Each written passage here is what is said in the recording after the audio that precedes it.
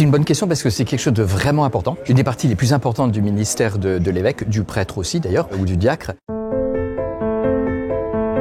Pour ma part, je procède en 3 étapes. Tout d'abord, toujours partir du texte. Qu'est-ce que le texte veut me dire? Exemple, si je pars de l'histoire d'Adam et Ève, quel est le problème? Et ensuite, j'utilise dans cette première étape l'aide de spécialistes, d'exégètes, j'utilise leurs compétences. J'essaye de voir comment la parole de Dieu peut croiser la vie des fidèles ou de la communauté, c'est-à-dire que je commence par lire les textes et puis je pense aux personnes à qui je vais parler. Donc je les imagine et j'essaye de m'adresser mentalement à eux et c'est à ce moment-là que je commence à prendre quelques notes. La deuxième étape, c'est j'essaye de trouver un exemple actuel, comment le texte me parle aujourd'hui.